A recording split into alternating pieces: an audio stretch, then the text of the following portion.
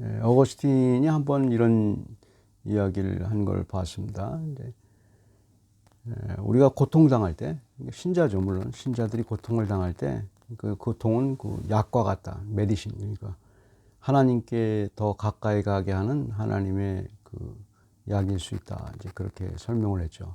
그리고 우리는 그게 당장은 좋지 않아 보이고 그게 없었으면 좋겠지만 하나님은 이제 이렇게 직역을 하면 네가 만약에 하늘의 기업, 그러니까 뭐 구원, 뭐 하늘의 기업이라는 것이 이제 쉬운 말로 표현하면 하늘나라의 모든 풍성한 좋은 것들, 우리가 믿을 때 이제 이 땅에서 이미 그걸 누리죠. 믿음으로 누리다가 조금씩 맛보다가 하늘나라 가면 완벽하게 맛보는 그것이 인헤리턴스, 그게 이제 기업인데, 그 하늘나라의 기업을 이제 그걸 생각한다면, 그것을 거절한다면, 쉽게 거절하려면 그거에 대해서 하늘로부터 오는 여러 가지 고난 당하는 것을 고난 당하는 것을 뭐 이렇게 없애버리지 말라. 고난 당하는 것을 고난 중에서 즐거워할 수 있는 게 바로 이제 그거죠.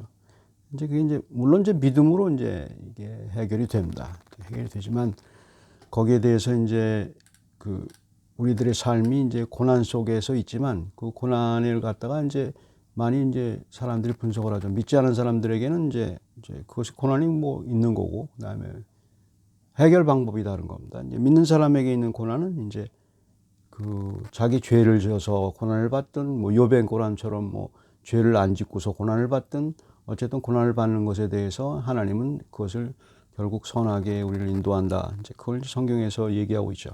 그런 예가 이제 성경에 많이 있는데, 오늘 시편에서는 시편의 구절은 이제 시입니다. 예배드릴 때 뭐 찬송과 비슷하기도 하고, 당시에 그 이스라엘 사람들이. 근데 거기에 보게 되면은 거기에 나와 있는 그 배경을 보게 되면 이스라엘 사람 자신들을 얘기하기도 하고, 그 다음에 이스라엘 중에 개인적인 다윗이나 그런 사람을 얘기하기도 하고, 그렇게 되어 있습니다. 그래서 그걸 갖다 오늘 본문에서 이제 다윗의 입장에서 한번 이렇게 해석을 했으면 좋을 것 같습니다. 그렇게 하면 저희들에게 이제 다윗이 하나님께 어떻게 나가는지를 보면서 이제 밝힐 수가 있죠.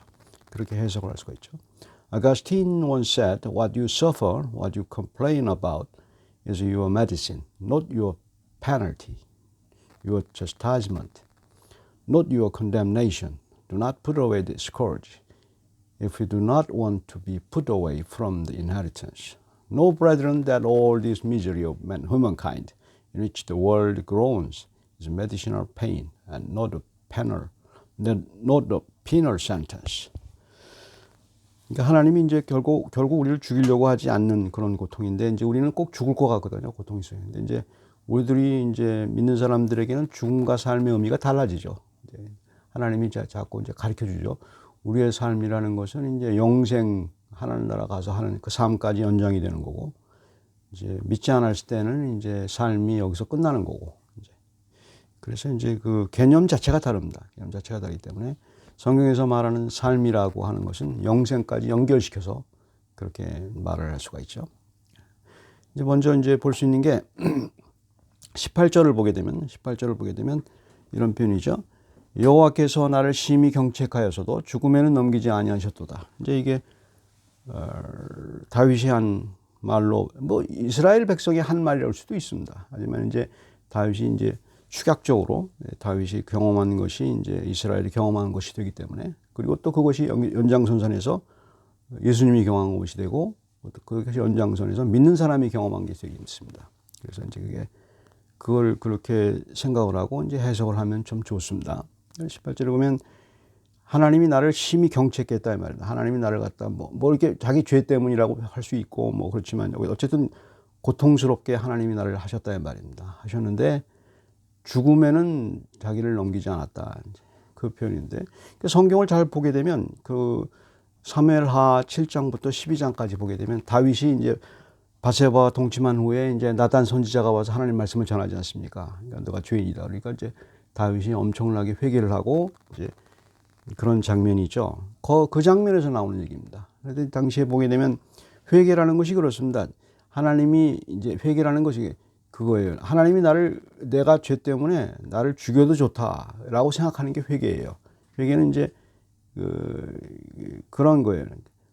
근데 살아나면 다행이고 살아나면 하나님의 은혜고 그런 거. 내가 죄를 졌으면은 죽어 마땅하다. 그리고 뭐 하늘나라 갈 수 있다. 이렇게 생각하는 것이 이제 그 크리스찬의 이제 회개의 모습이죠. 근데 어쨌든 다윗은 그때 이제 회개를 했죠. 회개할 필요도 없는데 이제 하나님 말씀이 찔리니까 이제 계속 이제 회개를. 오늘도 마찬가지죠. 회개는 하나님 말씀이 와 닿아야 회개가 됩니다. 그래서 양심을 찌르기 때문에.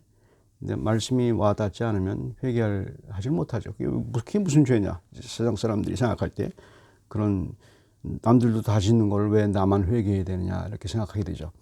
근데 이제 당시도 마찬가지죠. 다윗은 뭐 왕이었으니까 뭐 더 말할 나위가 없죠.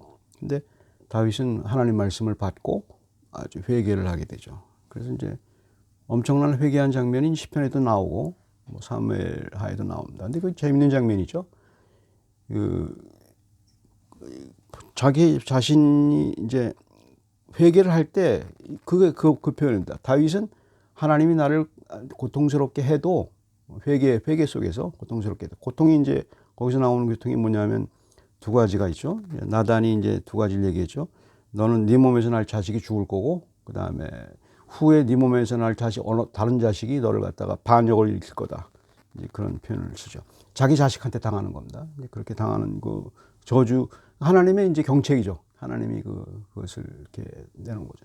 하지만 거기서 그런 고통이 다윗에게 닥쳐도 하나님이 나를 끝까지 살려줄 거다. 죽음엔 넘기지 않을 거다. 그런 확신이 있는 그 근거가 어디냐를 살펴보면 다윗이 바세바 이제 동침하고 그 다음에 하나님이 회개를 할 때 그 전에 이미 나단 선지자를 통해서 다윗에게 약속을 한 게 있어요. 사무엘하 7장에 보게 되면 네가 언제 죽냐 하면 네 수완이 차서 그러니까 네가 언제 죽냐 하면 사무엘하 7장에 보면 나옵니다. 나단이 그러니까 죄를 짓기 전입니다. 다윗이 죄를 짓기 전에 네가 언제 죽냐 하면 죽는 날을 갖다가 예언을 하죠. 죽는 날을 언제 죽냐면 네 몸에서 날 자식이 왕관을 얻고 그 왕위에 등극하는 것을 보고 네가 죽을 거다. 그런 예언이 있습니다. 물론 그건 이제 확대 해석을 하면 그게 이제 예수 그리스도에게로 연결이 되죠. 근데 이제 거기까지는 갈 필요 없고 그 당시 다윗이 이제 하고 있는 왜 이런 표현을 썼는지를 알아줬다. 하나님이 나를 죽이지는 않을 거다. 그거를 왜 어떤 근거로 했는지를 그 본문에서 찾을 수가 있죠. 다윗이 죽을 것 같은데도 고통 가운데서 죽을 것 같은데도 이제 하나님이 날 죽이지는 않을까. 왜? 하나님이 약속을 했거든요. 내 몸에서 날 자식이 그 다음에 등극을 하게 되면 그걸 왕위에 올라오면 물론 그 사람이 솔로몬이죠. 등극하게 되면 그걸 보고서 네가 죽을 거다 하는 예언이 이미 그 전에 이제 있었죠. 그 말씀을 믿고 하나님이 나를 안 죽일 거다. 그걸 아는 거죠. 그게 재밌는 현상이에요. 물론 그러고 이제 나타나는 현상은 아주 부정적인 현상이에요. 어떤 부정적인 현상이냐면 다윗이 바세바와 동침하고 난 아들이 있었어요. 아들이 있었는데 다윗이 기도했는데 아들을 죽여요. 하나님이 아들을 죽이니까 그러면은 자기 몸에서 날 자식이 왕으로 등극되는 것이 안 되잖아요. 그러니까 물론 다른 아들도 있었지만 그때 그러니까 이제 바세바와 다시 동침을 해서 이제 회개하고 나서 바세바를 갖다 같이 품어주고 동침에서 낳은 아들이 누구예요? 솔로몬이란 말입니다. 그러니까 솔로몬을 통해서 적어도 그러니까 다윗은 아니고 솔로몬이 자기가 다시 낳은 자식 솔로몬이 성년이 돼서 물론 20세에 왕위에 등극했으니까 적어도 20년 동안은 내가 하나님이 나를 안 죽일 거라는 거 아는 거죠. 그러니까 당시의 상황에서 다윗이 슬픔을 참고 고통을 참을 수 있는 근거가 뭡니까? 여기서 배울 수 있는 게 딱 하나예요. 하나님 말씀이에요. 하나님 말씀을 듣고 나는 안 죽일 거다. 이제 믿는 사람에게 있어서 고통을 받고 아주 괴로울 때 자기 죄 때문에 고통을 받든 이 세상에 일어난 여러 가지 욥의 고통처럼 여러 가지 의인의 고통을 받든 간에 생각해야 될 게 하나 있어요. 하나님의 약속을 보는 겁니다. 욥도 그렇지 않습니까? 욥도 뭐를 믿고서 했습니까? 성경에 보게 되면 내가 지금 죽더라도 내가 몸 밖에서 하나님을 볼 거다. 그런 고집이 있었어요. 그게 있으니까 그 말씀을 믿는 겁니다. 말씀을 믿고 이제 그렇게 행동을 하는 겁니다. 그러니까 우리가 이제 고통당했을 때 말씀을 믿는 거예요. 말씀을 믿는 거예요. 이 고통 가운데서도 나를 선하게 인도하신다는 말씀을 믿는 겁니다. 그게 믿는 거예요. 자식으로서의 도리죠. 하나님이 나에게 말씀하셨다. 믿는 거예요. 다른 사람에게 말한 게 아니고 나한테 말씀하셨다. 모든 고통이 합력해서 선을 이룰 거다. 나한테 말씀하셨다. 결국은 선하게 될 거다. 이제 그 약속의 말씀을 믿는 겁니다. 그 믿기 때문에 이제 그걸 겪을 수 있는 거예요. 그러니까 다윗이 한 본문에 나오는 여호와는 나를 심히 경책하여서도 나를 고통 속에 있어도 결코 나를 죽음에 넘기지 아니하리다. 그렇게 말하시는 근거는 뭡니까? 말씀 때문에. 그렇게. 우리는 어떻게 고통 가운데서 이제 어떻게 그 근거를 찾습니까? 하나님은 나를 결코 죽이지 않을 거고 죽어도 욥에게도 죽어도 내 몸 밖에서 하나님을 볼 거다. 이런 그 배짱이 있는 거죠. 이런 그 약속이 있는 거죠. 물론 고통이 쉬워 보이지 않아도 그래서 고통은 그 사람들을 갖다가 신앙으로 가게 하는 메디신, 약일 수 있습니다. 더 신앙으로 전진하게 하는 어거스틴이 하는 말이 맞죠. 그래서 이제 그런 의미로 다윗이 한 이 표현을 갖다가 18절에 그 표현을 갖다가 해석할 수가 있죠. 물론 이스라엘 백성에게도 맞습니다. 이스라엘 백성에게도 광야 생활에서 고통당하곤 그랬을 때도 이제 그 이스라엘 백성이나 전체의 어떤 선지자들의 하나님의 말씀을 믿은 사람들은 살아남았잖아요. 하나님 말씀을. 그래서 그것을 성경에서는 뭐 구약에서는 남은 자라고 얘기하는데 믿지 않은 사람들은 다 죽었지만 믿은 사람들은 결국 그 신앙으로 죽어도 죽은 게 아니고 살아남죠. 하나님 말씀이기 때문에. 그걸 이제 믿는 게 바로 이제 그 여기 표현에서 나온 이야기입니다. 그러니까 우리 하나님의 말씀이 우리의 신앙을 자꾸 키우는 거죠. 말씀이 우리의 신앙을 키우는 거죠. God's word builds up our faith. Verse 18 can be described as David maybe knowing God didn't punish him with death for sins including adultery. Because of God's promise that David will see his son become king before dying. 2 Samuel chapter 7 to 12. If David had died as punishment from God, God's word would fail. 그렇지 않습니까? 하나님의 말씀이 만약에 그 당시 다윗이 만약에 죽는다면 하나님의 말씀이 아니죠. 그렇지 않을까? 하나님의 말씀은 이미 하나님이 아니죠. 하나님 말씀 자체도 아니고. 그거예요. 하나님이 약속을 지키지 않으면 하나님이 아니다. 그런 그런 배짱이 있어야 돼요. 하나님이 약속을 지키지 않으면 하나님이 아니다. 그걸 좋아해요, 하나님은. 만약에 나한테 한 그 약속, 그걸 지키지 않으면 하나님이 아니고, 그거 믿을 필요 없죠, 그런 하나님. 자기가 믿어야 돼. 그거 바로 이제 하나님을 내가 믿는 그 근거가 이제 되죠. 다음에 이제 살펴볼 수 있는 게 22절 보게 되면 말입니다. 건축자가 버린 돌이 집 모퉁이의 머릿돌이 되었나니. 이건 뭐 성경 구절이 여러 군데 이제 인용이 되죠. 뭐 신약에도 뭐 아주 많은 군데에서 인용이 되고, 뭘로 인용이 되면 예수 그리스도로 이제 인용이 되죠. 근데 예수 그리스도로 건축하게 버린 돌, 모퉁이 돌이 된다는 모퉁이 돌을 갖다 예수 그리스도로 인용되기 전에 우리가 그것을 이제 살펴볼 게 있습니다. 어떤 그 인용되기 전에 내용을 살펴볼 수 있습니다.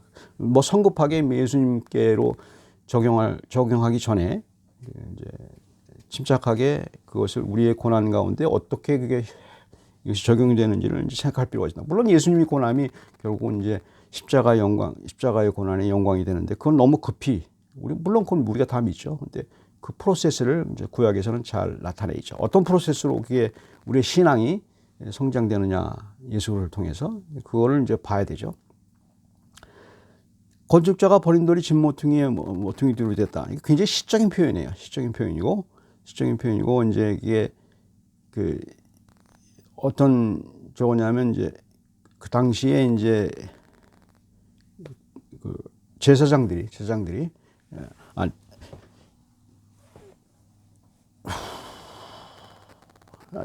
22절에 보게 되면 예수 그리스도로 이제 연결이 되는데 우리 이제 교회의 역사를 보게 되면 우리 교회 역사가 어떻게 연결이 되냐면은 이제 믿지 않는 사람들에 의해서 핍박받은 역사입니다. 교회 역사는 믿는 사람인가 믿지 않는 어쨌든 예수 그리스도를 믿는 사람들이 핍박받은 역사가 교회 역사예요. 많은 사람이 생각할 때 핍박받지 않을 때 교회가 이제 다 성장했다고 생각하는데 그렇지 않고 교회사를 보게 되면 핍박받은 역사예요. 핍박받지 않았을 때 오히려 타락했어요, 교회가. 그건 뭐 교회 사가들이 다 아는 얘기죠. 핍박받지 않았을 때. 뭐 일례로 초대교회 때 이제 콘스탄티노플 그 황제에게 콘스탄티노플입니까? 황제에게 그 믿는 사람들이 이제 믿도록 공인되었을 때 공인됐을 때.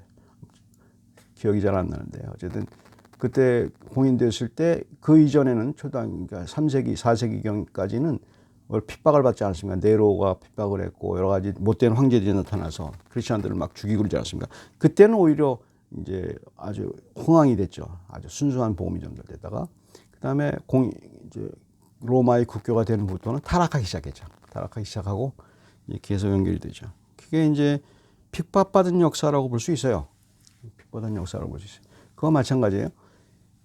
우리의 신앙이 건축자의 예수 그리스도가 당한 방식 그대로입니다. 예수 그리스도가 건축자의 뭐 이렇게 성전을 짓다가 이렇게 버린 것을 갖다가 성전이랑 거기서 표현한 것은 바로 이제 우리 교회죠. 교회를 짓다가 쉽게 말해서 이게 시적인 표현이죠. 교회를 짓다가 교회를 지어가는 과정을 얘기하죠. 필요 없다고 생각하고 버려버린 거. 이게 오히려 더 이제 교회를 더 세운다 이 말, 교회를 더 만든다 이 말입니다. 그런 그 상징적인 표현, 시적인 표현이죠. 그래서 우리가 핍박하고 리젝트하고 아주 그런 당할수록 교회는 더 하나님의 교회는 더 계속 끈질기해진다. 이제 그런 뜻이죠. Our faith is built by unbelievers who are against us. Verse 22 have rejected the cornerstone is traditionally interpreted as Jesus and the church, including believers. Church history consists of believers who have been persecuted by unbelievers. 다음에 27절 보면 말입니다. 이게 보면 여호와는 하나님 빛이시라 그가 우리에게 빛을 비추셨으며 밧줄로 절기제물을 제단불에 멜지어다. 이건 이제 굉장히 그 해석가들이 굉장히 여러 가지 의견이 분분하죠. 이게 어떻게 해석해야 될지. 근데 이걸 시편을 해석을 할 때 제일 중요한 것은 시적인 표현이에요. 시적인 표현이 그래서 강조가 들어가고 그 시편 기자의 어떤 과장된 표현이라든가 감정이라는 것이 많이 들어가요. 그걸 이제 시적으로 표현했다는 것을 이해하면 금방 이해할 수 있습니다. 이거 무슨 얘기냐면 제단불이라는 것은 그거예요. 옛날에 그 성전에 들어갔을 때 제단불에다가 이제 앞에서 양을 잡아요. 양을 잡고서 그 양을 잡으면서 그 피를 제단불에다 바른다. 제단불에 바르고 제단에다 쏟아 붓습니다. 뭐 때문에? 그 사람들의 죄 때문에, 사람들의 죄를 대신해서 그렇게 부는. 물론 이것도 예수 그리스도인데 예수 그리스도에게 적용되기 전에 그 프로세스를 잘 볼 필요가 있어요. 어떻게 그렇게 연결이 되는지. 그렇게 했는데 이 시적인 표현은 어떻게 하는 겁니까? 이게 18편에 보면 여기 전체 내용 가운데서 제가 축약적으로 설명했지만 전체적으로 나온 것이 뭐가 있습니까? 하나님께 감사한다는 표현 아닙니까? 계속 감사하는 이유를 얘기해 주는 거죠. 하나님이 고난 가운데서도 하나님이 나를 갖다 살려주시고 인고해 주셨고 고난을 받아도 그것이 결국 내 신앙을 세우는 거고 그걸 계속 제가 좀 설명하지 않았습니까? 그 얘기를 하는 겁니다. 근데 여기서 그러니까 이 사람은 시적으로 표현하는 거야. 아주 감동적으로 표현을 하는 거예요. 그러니까 이제 제사를 드릴 때 그럼 예배를 드리자. 하나님이 얼마나 감사한지 예배를 드리자. 얼마나 좋으신 분이냐. 그렇게 하면서 어떻게 하는 거예요? 그 예배를 드리는 당시의 관습을 표현한 거죠. 그 당시의 관습을. 아예 그냥 양을 잡아가지고 양을 꼼짝 못하도록 그 제단불에다가 꽁꽁 묶자 이 말입니다. 묶고 내가 반드시 뭘 표현이냐 시적인 표현이죠. 나는 진짜 하나님께 예배 드린다.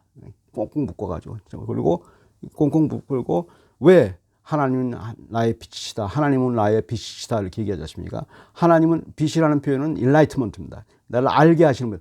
고난 가운데서도 하나님이 나를 끝까지 붙들어 주신 분이구나. 그걸 아는 거예요. 눈을 떠서 아는 거예요. 말씀으로. 그게 믿음이에요.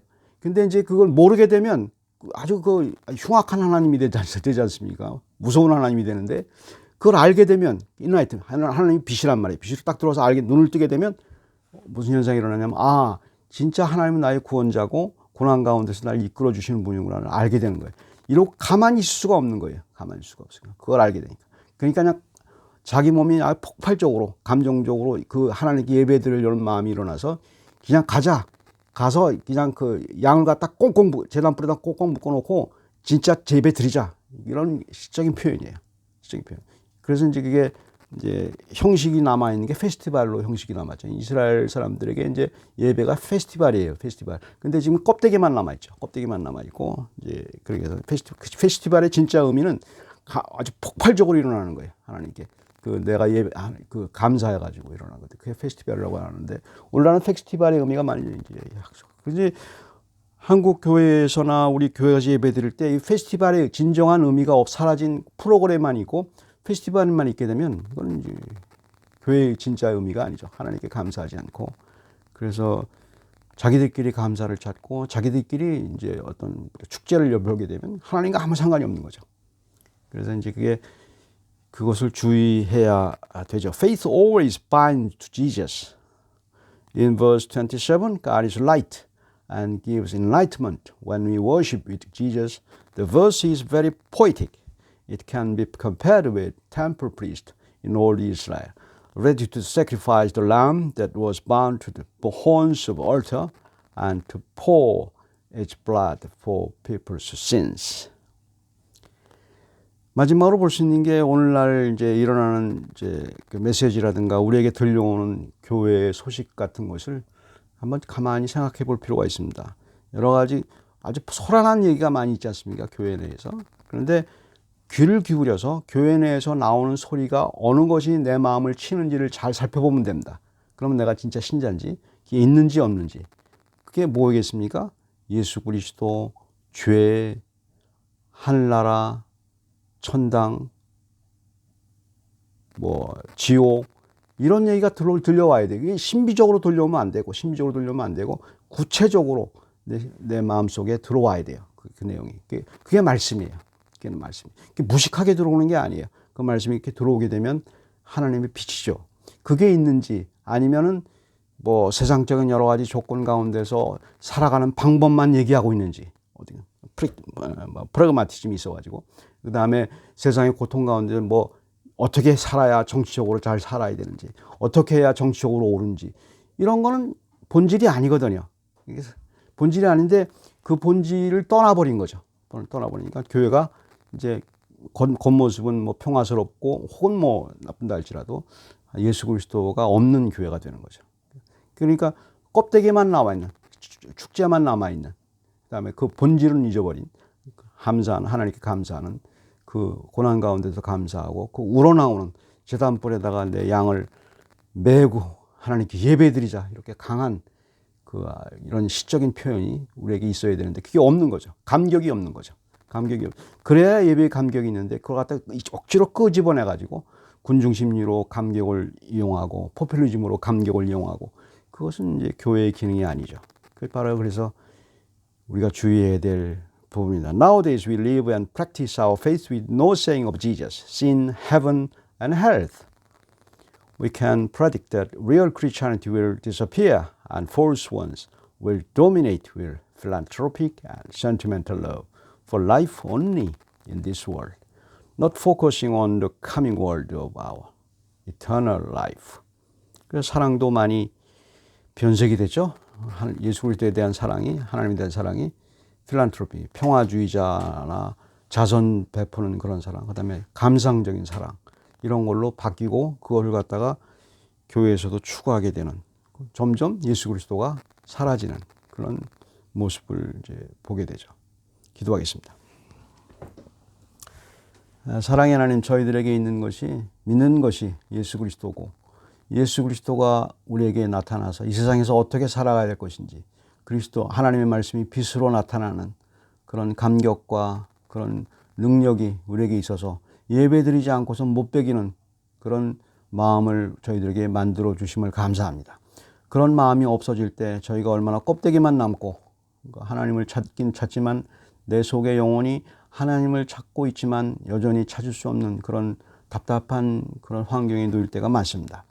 하지만 꺼져가는 심지를 절대로 끄지 아니하시는 하나님의 그 놀라운 섭리를 알고 있사오니 저희들을 끝까지 주님의 발 앞에 주님과 함께 동행하는 하나님과의 삶이 꼭 이루어질 수 있도록 주께서 붙들어 주시고 인도해 주시옵소서. 감사드리고 예수 그리스도의 이름으로 기도드립니다.